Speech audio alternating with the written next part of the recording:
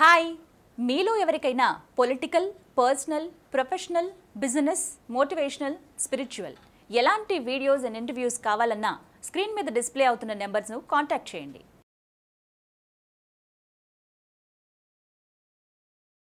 నమస్తే, welcome to Suman TV. నేను మీ విష్ణు. ప్రస్తుతం మనతో పాటు SEBI research analyst Suryadev Bandari ఉన్నారు. వారితో మాట్లాడదాం. నమస్తే సార్.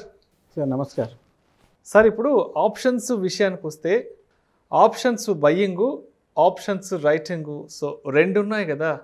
ఈ రెండింటి మధ్య డిఫరెన్స్ ఏంటి? దేంట్లో ఎక్కువ రిటర్న్స్ వచ్చే అవకాశం ఉందంటారు? సో నార్మల్గా ఎక్కువ మంది ట్రేడర్స్ చేసేది ఆప్షన్ బయింగ్ అండి. సో ఆప్షన్ బయింగ్ అంటే తక్కువ క్యాపిటల్ అనేది రిక్వైర్మెంట్ ఉంటుంది.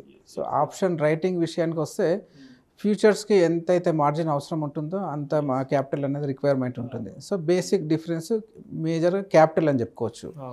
సో క్యాపిటల్ సైజింగ్ని బట్టి ట్రేడ్ చేయడం అనేది జరుగుతూ ఉంటుంది. సో బేసిక్గా చెప్పాలంటే ఎక్కువ మంది రిటైలర్స్ ఆప్షన్ బయింగ్కే ఇంట్రెస్ట్ చూపిస్తుంటారు. సో ఒకటి దీనికి సెకండ్ రీజన్ ఏంటంటే ట్రెండ్ గురించి సరైన అవగాహన ఉండడం. సో ఆప్షన్ బై చేయాలంటే somebody has to cell.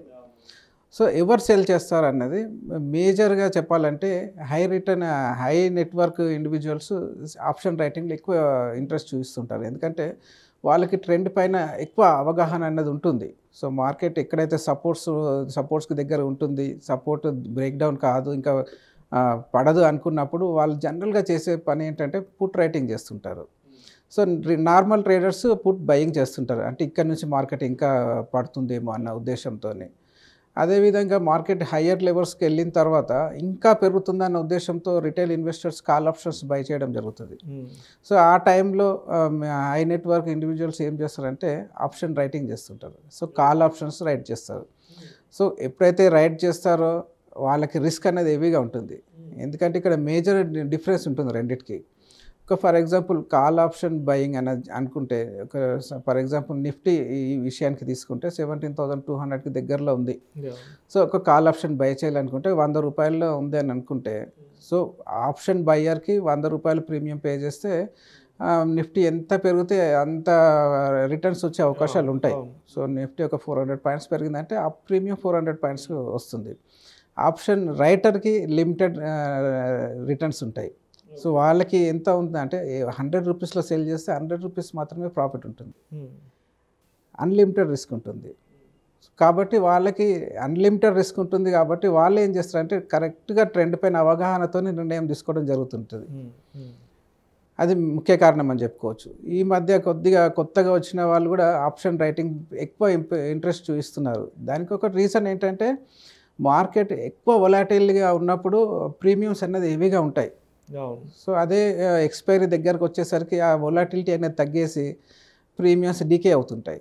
So ఆ డిఫరెన్స్ ఏదైతే ఉందో అదే ఆప్షన్ రైటర్కి ప్రాఫిట్గా ఉంటుంది. ఆప్షన్ బయ్యర్ నష్టపోతారు అక్కడ. సో ఇక్కడ ముఖ్యంగా గమనించాల్సింది ఏంటంటే మార్కెట్ ట్రెండింగ్లో ఉందా, ట్రేడింగ్లో ఉందా అన్నది తెలుసుకోవాలి. మార్కెట్ ట్రెండింగ్లో ఉన్నప్పుడు వన్ డైరెక్షన్లో మూమెంటం కొనసాగుతుంటుంది. సో వన్ డైరెక్షన్లో మార్కెట్ మూవ్ అవుతున్నప్పుడు ఆప్షన్ బయ్యర్కి ఎక్కువ ప్రాఫిట్ వచ్చే అవకాశాలు ఉంటాయి. అదేవిధంగా మార్కెట్ ఒక రేంజ్ బౌండ్ మూమెంటంలో ఉన్నప్పుడు ఆప్షన్ రైటర్కి ఎక్కువ రిటర్న్స్ వచ్చే అవకాశాలు ఉంటాయి. ఎక్కువ అంటే in the sense limited to premium. So నార్మల్గానే ఆప్షన్ బిగినింగ్ రోజు ఎక్కువ హై ప్రైస్లో ప్రీమియమ్స్ ఉంటాయి కాబట్టి ఎండింగ్ ఎక్స్పైరీ డే వచ్చేసరికి ఆటోమేటిక్గా డీకే అవుతుంది. సో ఎక్కువ రేంజ్ బౌండ్లో ఉండడం వల్ల బయ్యర్కి నష్టం అనేది జరుగుతుంటుంది. పెద్దగా ప్రాఫిట్స్ అన్నది ఉండదు. సో రైట్ డైరెక్షన్లో ఉన్నప్పటికీ ప్రీమియం డీకే అనేది ఖచ్చితంగా ఉంటుంది. సో ఎప్పుడు ఏది వాడాలి అన్నది మార్కెట్ ట్రెండింగ్లో ఉందా, ట్రేడింగ్లో ఉందా దాన్ని బేస్ చేసుకొని చేయాల్సి ఉంటుంది.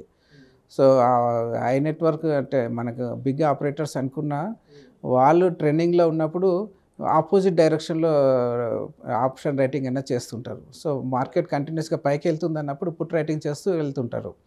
ఎవ్రీ 100-200 పాయింట్స్కి ఒకసారి స్ట్రైక్ ప్రైస్లో పుట్ రైటింగ్ చేస్తూ ఉంటే మార్కెట్ ఎలా పైకి వెళ్తుంటుందో అదేవిధంగా వాళ్ళకు రిటర్న్స్ అనేది వస్తుంటాయి. ఎందుకంటే ఆటోమేటిక్గా పైకి వెళ్తుంది కాబట్టి పుట్ జీరో అయిపోతాయి మనకి ఎక్స్పైరీ డేకి వచ్చేసరికి. సో ముఖ్యంగా అది మెయిన్ డిఫరెన్స్. అయితే నాదొక చిన్న సందేహము. ఇప్పుడు గత 2 సంవత్సరాలుగా మార్కెట్లోకి చాలామంది కొత్త వాళ్ళు వస్తున్నారు. అంటే ఎంతమంది అంటే ఆల్మోస్ట్ కోట్లలో వస్తున్నారు. అంటే 2020 ముందు వరకు, కోవిడ్‌కి ముందు వరకు ఒక 2 కోట్లు, 3 కోట్లు ఉన్న వాళ్ళు ఇవాళ దగ్గర దగ్గర 7, 8 కోట్లకు వచ్చారు కదా! మరి కొత్తగా వచ్చే వాళ్ళందరికీ మరి ఈ విషయాలన్నీ తెలుస్తాయంటారా? ఇప్పుడు మీరు చెప్తున్న ఈ ఆప్షన్ బయింగ్ గానీ, తర్వాత ఆప్షన్ రైటింగ్ గానీ, మరి ఇవన్నీ తెలియకుండా మార్కెట్‌లోకి రావడం వల్ల మరి వాళ్ళు ఎటువంటి పరిణామాలను ఎదుర్కొనే అవకాశం ఉందంటారు? చూడండి, కొత్తగా వచ్చేవాళ్ళు అంటే మీరు ముఖ్యంగా మీ కోవిడ్ టైంలో కొత్తగా మార్కెట్‌లో వచ్చిన వాళ్ళకి వీటిపైన ఏ దానిపైన పెద్దగా అవగాహన ఉండదు. లేదు. అవును. అంటే చాలామందికి డెరివేటివ్స్ అంటేనే ఒక లాటిన్ లాగా అది పెద్దగా అర్థం కాదు. ఎప్పుడు ఏం చేస్తే డబ్బులు వస్తాయని తెలీదు. లేదు. ఎవరో శ్రేయోభిలాష్ చెప్పాడని చెప్పేసి పొజిషన్ తీసుకోవడం అనేది జరుగుతూ ఉంటుంది. సో అది చేయకూడదు. సో ఎప్పుడైతే టెక్నికల్గా మనం అనలైజ్ చేసుకునే కెపాసిటీ ఉన్న వాళ్ళు మాత్రమే ఆప్షన్స్లో చేయమని చెప్తాను నేను పర్సనల్గా. సో ఏమాత్రం అవగాహన లేని వాళ్ళు ఈక్విటీస్లో పెట్టుబడి పెట్టడమే శ్రేయస్కరం. ఎందుకంటే అట్లీస్ట్ క్యాపిటల్ ఉంటుంది. మీరు అట్లీస్ట్ ఎంత లాస్ వచ్చినప్పటికీ మళ్ళీ పెరిగే అవకాశాలు ఉంటాయి మీరు మంచి స్టాక్లో ఉంటే కనుక. కాబట్టి కొత్తగా వచ్చిన వాళ్ళు దీని గురించి అవగాహన పెంచుకొని దాని తర్వాత ఆప్షన్స్లో చేయాలి. లేదంటే ఎవరైనా అడ్వైస్ తీసుకోవాలి. ఒక ఎక్స్పర్ట్ అడ్వైస్ తీసుకుంటే తప్ప మార్కెట్ ఏ డైరెక్షన్లో ఉందన్నది ఎవరు చెప్పలేరు. సో నార్మల్ ట్రేడర్స్కి అసలు అసాధ్యం అని చెప్పుకోవచ్చు. సో జనరల్గా పైకి వెళ్తుంది అనుకుంటే కిందికి వస్తుంది, లేదంటే పడిపోతుంది అన్నప్పుడు పైకి వెళ్తుంది. సో నార్మల్గా జరిగేది ఏంటంటే మార్కెట్ ఎమోషన్స్ పైన ప్లే చేస్తుంది. సో అప్ సైడ్లో వెళ్ళే మార్కెట్ కూడా సమ్ టైమ్స్ షార్ప్గా పడిపోతుంది. ఒక 100 పాయింట్స్ 150 పాయింట్స్ డిప్ రాగానే పైన లాంగ్ పొజిషన్స్ తీసుకున్న వాళ్ళకి భయపడడం స్టార్ట్ అవుతుంది. ఆ ఫియర్ అనేది డామినేట్ అయ్యి ఇంకెంత 100 పాయింట్స్ పడింది, ఇంకా 100 పాయింట్స్ 200 పాయింట్స్ పడితే నాకు లాస్ ఎక్కువవుతుందని ప్రాఫిట్ వచ్చే పొజిషన్ కూడా లాస్ట్లో ఎగ్జిట్ అవ్వడం జరుగుతుంటుంది. కాబట్టి ఆప్షన్స్ ముఖ్యంగా ట్రెండ్ పైన అవగాహన ఉన్న వాళ్ళకి మాత్రమే సూటబుల్ అవుతాయి.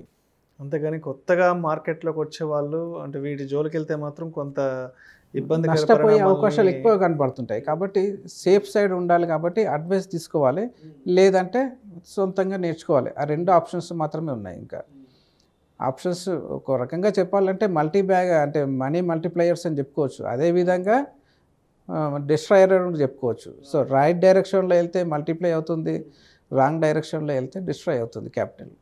అదొకటి దృష్టిలో పెట్టుకోవాల్సి ఉంటుంది. Right. Thank you so much Suryadev గారు.